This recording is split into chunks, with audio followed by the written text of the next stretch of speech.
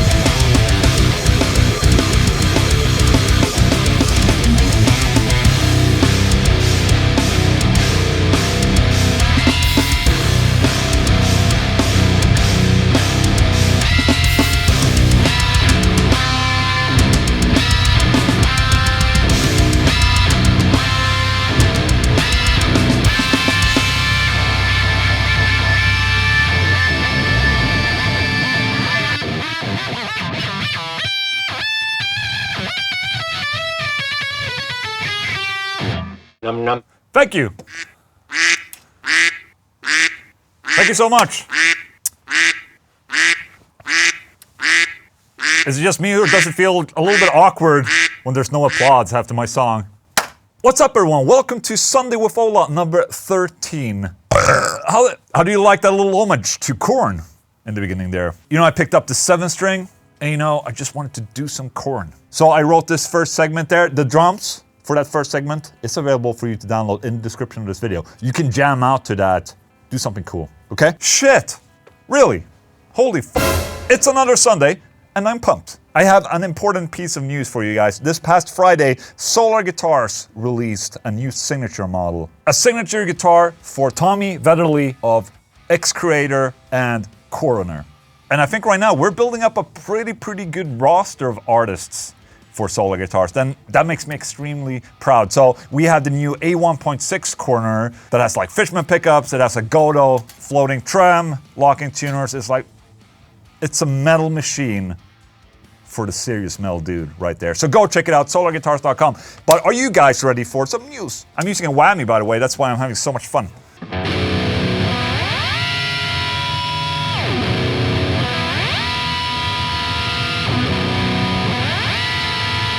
You have to make that mouth thing. You know, you have to open and close your mouth while doing the whammy thing.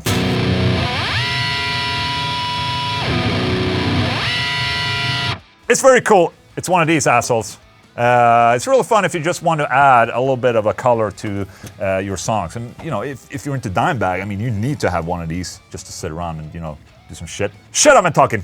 The news. All right, so a topic up for discussion that a lot of people have discussed this past week, actually, is that the Spotify CEO says it's not enough for artists to release albums every 3 to 4 years.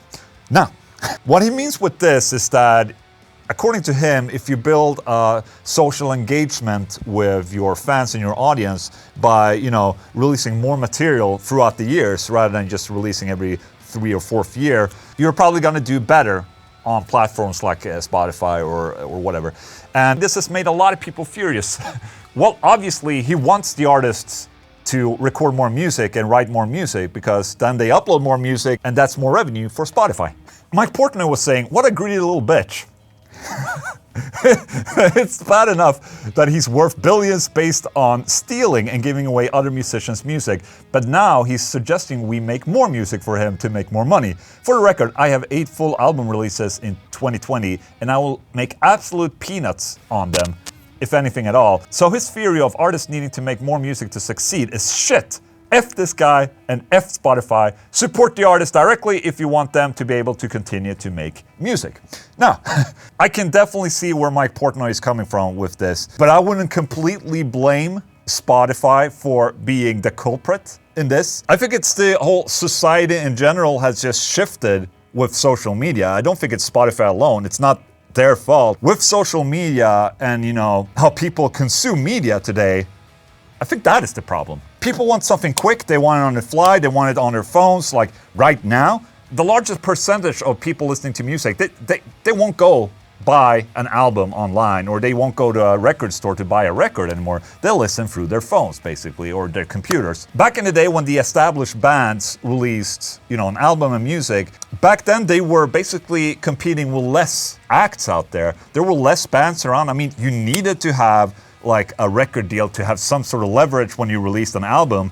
But today, everyone that wants to can have a name and have their music on Spotify or on social media. So obviously there's a shit ton of more competition out there. People are basically struggling for you to listen to their music. Where it's been the artist market has now become the consumer's market, where the music is basically your marketing. Yes, you make less money from Spotify and streams and such, but there's still so many other outlets out there where you can make money. I mean, from touring and merch and stuff like that. In our genre, like the metal genre, we still have a very high passion for, buying albums and buying vinyls and all that. We're a little behind, I would say, than the rest of the genres out there, because the other genres, they already adapted to this and they've already accepted how it works and how it works now, and they've found other ways of making monies, if it's like crowdfunding or whatever.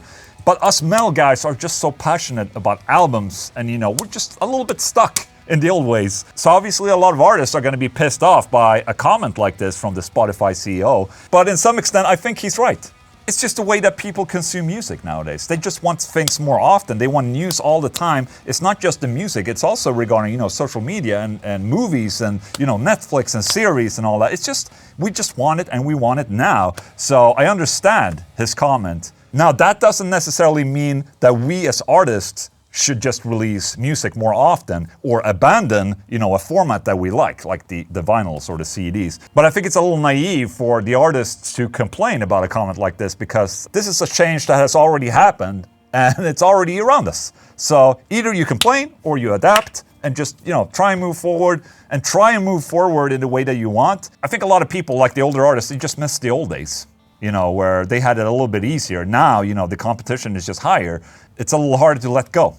That's my opinion regarding this. I think it's a very, very good discussion to have. And what do you guys think? I want you guys to engage and write comments in the comment section, because when people write comments in the comment section, then the YouTube algorithm helps my video to come up top.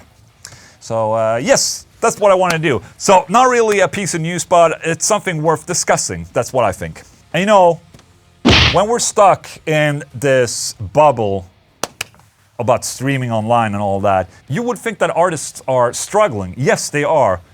But they're not struggling as hard as this Iranian metal band, Arsamis, that got arrested and sentenced to 15 years in prison for making and playing satanic music. Now, that's a whole level of seriousness right there. I mean, we can talk about Spotify and, how the streams are not paying enough or whatever. And then we have, the real passionate guys right here from Iran that are basically breaking the law because they're so passionate about their music. Arsamis has been active since 2002, despite playing death metal being considered illegal in the country of Iran. I've never been questioned about my motives for playing death metal or writing death metal, except for my parents, back in the day. They're like, oh, why are you listening to such shitty music? But, they're very supportive. I mean, I have it easy. But then you see this band, they're basically facing 15 years of prison just because they wanted to play death metal. And, the band is actually really, really good as well. Now, I personally recommend that you go buy something from their Bandcamp page. I have a link here in the description. You can go buy things. And, that's also the cool thing about the music industry today. I mean, there are ways for consumers to purchase directly from the artist. So I would just recommend, if you have like a favorite band or something that you feel like, oh, this is just incredible music you enjoy, just go and support the artist by buying merch, go to their, Bandcamp or whatever. Go to their shows that are not happening right now because of COVID. Just go and support directly to the artists that you enjoy. Yeah, I just wanted to bring some attention to this Iranian metal band because they're facing prison.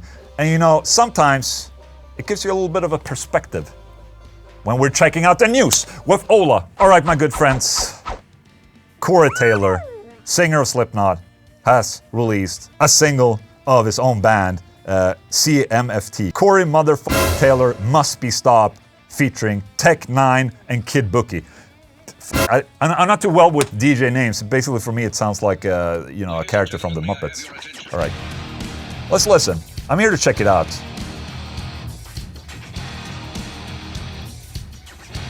All right, ladies. Shit. Okay. He's sporting the Breaking Bad hat. Just saying.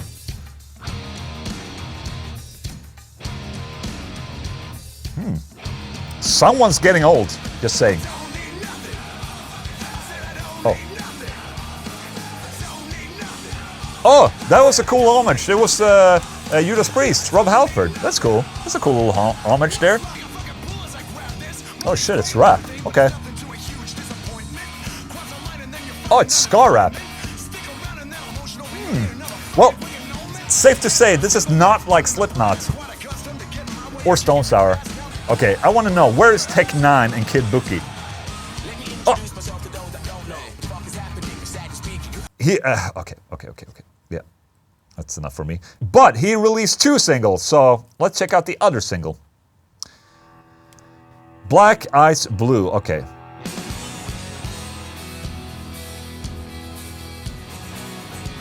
Oh, okay, so Corey released 2 singles. The other one we watched was the first one, this is the second one. This is way better. This is way better, man. Why is this song not getting as much attention as the other one? This is a way better song. Okay, I'm reading a comment here. To stay the same is to not to grow. If he keeps making the same music, people bitch that his music always sounds the same. If you don't like it, don't listen. People change. Get over yourselves. If you can do better, start your own band. That is true. That is spot on, actually. I mean, kudos to Corey for doing something different. This song, at least, I really like. The other one, maybe not so much. Well, that's okay. You know, just not up my alley, but this song was great. And I guess that's what this guy is trying to say. Just, if you don't like it, just don't listen. Makes sense. Yeah, I don't know what to say. I think that maybe it's gonna be good. You know, I really like Corey Taylor's voice, but it's safe to say that a lot has happened since the first Slipknot album that I listened a lot to back in the day. Obviously, you can't really go 110% with your voice for 20 years. You're gonna ruin your voice. I think I'm looking forward to this album. Just saying, just not that first song. I don't care about, you know, Tech9 and Baby Bitch or whatever the name was of the guest artists. Baby Banook? Baby Bazooka? Was that it? Baby Bazooka? Was that the name? Kid Bookie. Okay, let's go. Great. Not Kid Bazooka. That's a good name. Maybe I should rename Chuggo. Kid Bazooka. Where are you, Chuggo? You're way over there. F you. All right, my good friends. So for the Sunday with Ola Riff Challenge, number 12, as usual, tons and tons of contributions out there. They're amazing. Great job, guys. It makes me genuinely happy to see that you guys are honoring the challenge and, you know, making it your own. It's really inspiring for me. And today we're checking out Osvaldo Contramestre, and this is his version of Sunday with Ola Riff Challenge 12. Osvaldo is a solo guitar player, by the way, and he has his own YouTube channel. Yes. A little Lamb of God there. I like that. Long time no solo guitar as well. You know?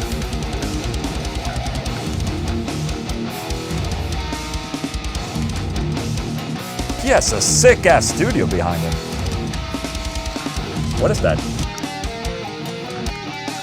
This is gnarls, man. Gnarls.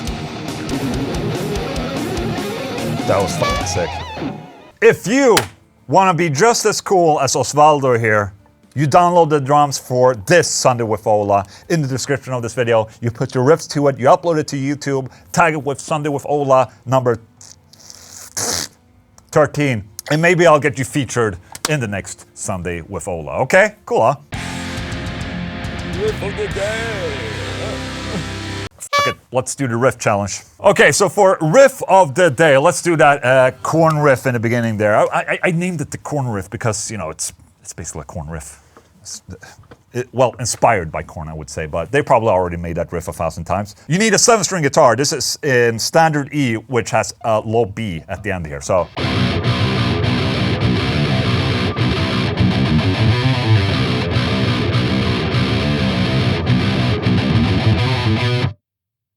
Pretty simple and straightforward.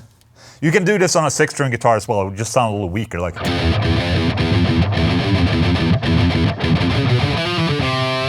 something like that, so slow.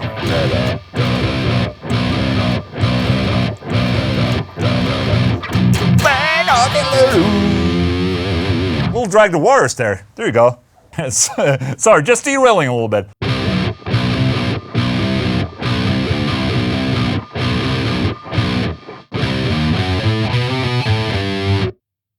1, 4, 2, 5, 2 every 5, 2.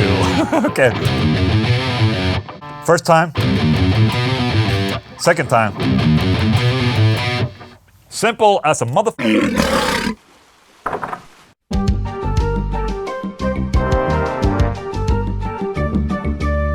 Alright, so for Adventures with Ola today, I figured I would show you guys how I do a setup of a video session. I'm about to record an in the room video, and right now, you know, everything's basically cleaned up in my room right here, but I'm gonna set up the studio for in the room session right now. I thought it might be interesting giving you guys a little, you know, behind the scenes, see how it is for me to work. It's not all fun and games, guys. There's actually a shit ton of work in the background. Just saying. Reason why I'm using the Mesa 4x12 today is because the amplifier I'm gonna do for in the room today is the Mesa dual rectifier. A classic among classics. Definitely one of my favorite amplifiers, at least. My first tube amplifier was a blackface dual rectifier, and I just have a really, it holds a very special place in my heart. So I'm actually really excited to see how the results will be of me recording this in the room right here. I need a chair, obviously. Place a chair somewhere there, maybe. But what is it that makes the In the Room series so special, you ask? Well, it's the fact that we're using a shit ton of different microphones. I have this ORTF microphone, which simulates a pair of ears that I have in the room, and then I have a couple extra Neumanns and all of that. But I also have something new for today, another stereo microphone from Lewitt. And yeah, I'm gonna try it out today and see what's up. So how do I decide where to put the microphones, you might ask? Well, the way that I do it is that I plug in the amplifier, I play through it, and I walk around in the room. If I found a spot like, okay, here it sounds incredible, that's where I place one microphone. Then I take another microphone, go somewhere else, walk around a little bit. Here's a good spot for my ears. I try to place the microphone right there. That's how I do it in regards of placement of the room microphones. And then the closed microphone right there, I just put it like slightly outside the center speaker. I just really enjoy the sound of, you know, a condenser or a ribbon microphone just being slightly outside, maybe even touching the center just a tiny, tiny bit, just to get that little sizzle happening in your, that little hurt that hurts your ears. I thought I had more microphone stands, but I guess I don't have more microphone stands. I'll be using this Rode dynamic microphone. In the last couple of videos, I'm gonna try out the Lewitt microphone instead. And I hope it kicks all kinds of ass. Pretty interesting. This is actually a condenser microphone that you can split up to a stereo microphone. I mean, this ORTF microphone right here has a distance between, like, just simulated ear distance right here. But this one have, you know, the right and left channel a lot closer to each other. So it's gonna be interesting hearing how it fares compared to that one. In this room, in this river I have, no, in this room I have this, which is a snake. So it's basically a cable, so I can connect everything to my audio interface. It's really good to have close by, so you don't have to go with microphone cables across the whole room. In this river you can suck my ass. In this river. Okay. Let's also use an SM58 because, you know, people want to hear an SM58. It's kind of like a reference point, and a lot of people are asking, why are you using SM58 and not an SM57, for instance? Well, the thing is that they're basically the same. I found more differences between different SM57s than differences between an SM58 and a 57. So there's that, you know. The thing about having stereo microphones is that for a stereo microphone, you need 2 inputs. So having 2 stereo microphones basically means you have to have 4 microphone inputs. I already have 3 microphones over here. Then I have this stereo microphone right there and this stereo microphone right there. And then I also have, you know, my speaking microphone, and that equals to 8 microphone inputs that I need for making a demo like this. Bringing out a couple of overdrive pedals and a noise gate using the cock blocker noise gate right there, and you know, 1433 and Ibanez Tube Screamer, because those are my favorites when it comes to like rectifiers and boosting rectifiers. So people might be asking, why are you always, you know, going back to dual rectifier? Don't you have anything better to do with your YouTube channel? Show us something new maybe. You know, maybe there's a new product somewhere that needs to be demoed. Well, you know, I do this because this is what I enjoy doing. Hopefully someone will appreciate what I'm doing someday in my life.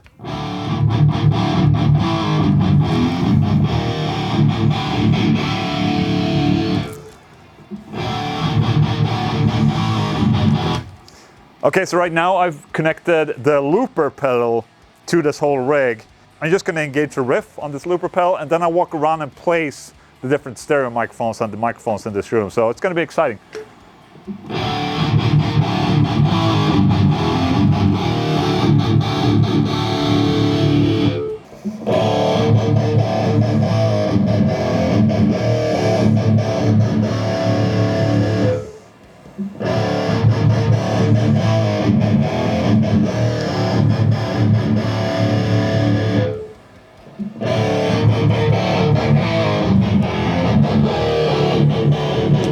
It's actually kind of funny seeing and hearing how just moving 1 inch here and there affects the sound that you're getting into your ears. You know, the distances between walls and curtains and all of that really affect the sound.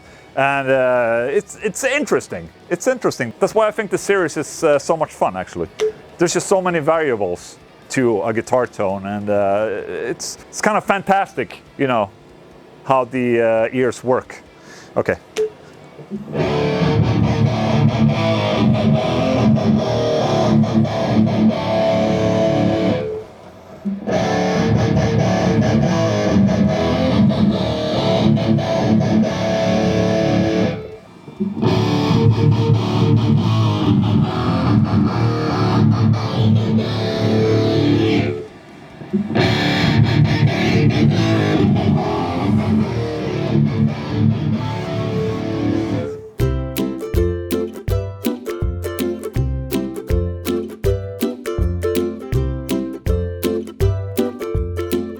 All right, I think I'm pretty much done with the microphone setup right here. You know, I'm just trying this out as I go, and I try to kind of like, you know, find new places to put the microphones for every video, so they will sound a lot different.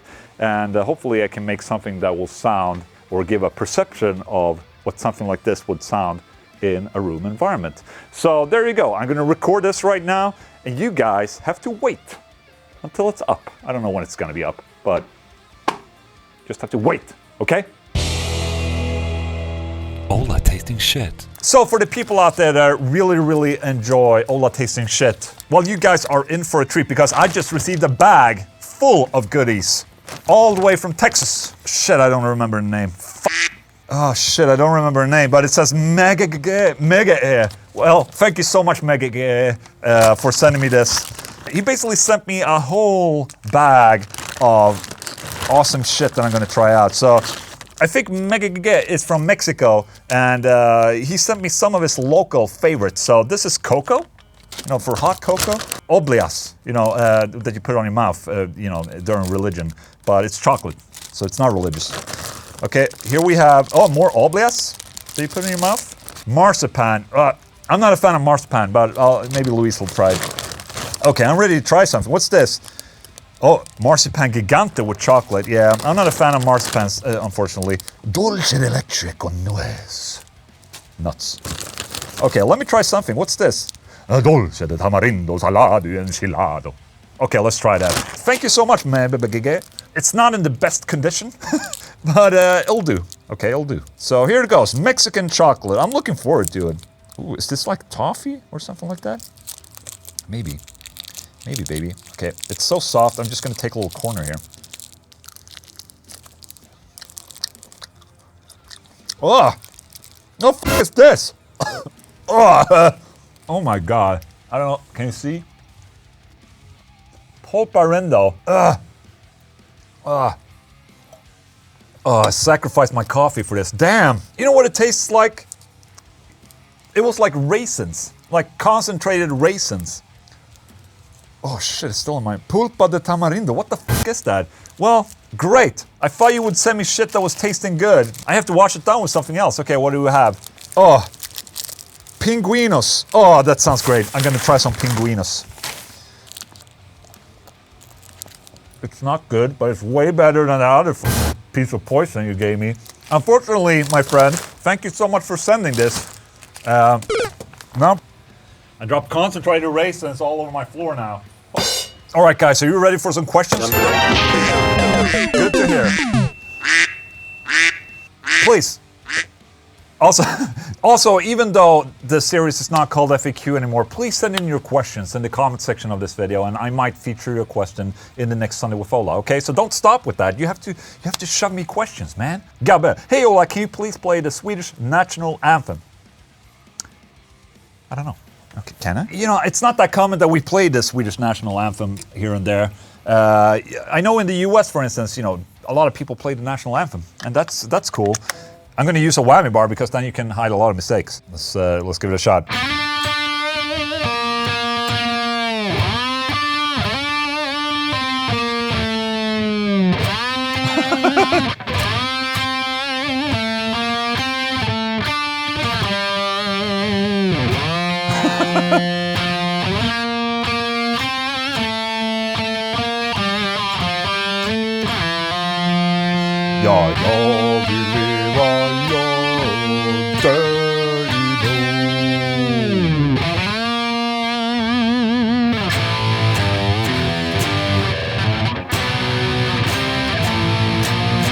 I can't find the key. Shit, I'm such a loser. Oh, there it is. Swedish national anthem. Brandon Stills. Oh, I love Brandon. Oh. Ola, how are you doing currently? Also, since summer 2020 is about to come to an end, what would be a couple of highlights from your summer that you think affected you in a positive way? Bonus points if one of them is Keith Merrow coming back to YouTube. Yes, I'm very, very happy that Keith is back, but maybe it's not a highlight in my family life, just saying. I still have 1 week left of my kids being on vacation, and you know, I'm really, really looking forward of coming back to working full-time again, because right now I'm really stressed out because basically I have the same amount of videos, but I have to do them in just a couple of days every week, and then I, you know, have vacation with my kids, which is awesome. But it's a little stressful getting everything together. So I'm really looking forward to going back to full-time next week. I think my favorite part of this summer was getting the caravan. I love my caravan. It's a lot of good moments in my caravan. You know, me and my kids camped in the caravan and slept over. It was awesome. It's just a nice little hangout for us to do other things. And even though I installed my Super Nintendo in there, I haven't played that much, but I want to. And now that I know that it's in there, I can whenever I want to. That's all I need to know. I just need to know that there's a Super Nintendo and a small TV in there, so I can go there and play Super Nintendo. Thank you so much, Brandon. I love you, by the way. And that, my friends, was the last question, and that's the last segment of this Sunday with Ola. I hope you enjoyed this short little session that we had, and hopefully I'll see you next time. Remember, questions are still welcomed in the comment section of this video, and I'm also looking forward to seeing what you guys come up with the Sunday with Ola Riff Challenge. And to all my beautiful members out there, thank you so much for being awesome. I'll see you guys on Discord. And with that said, over and out. Thank you.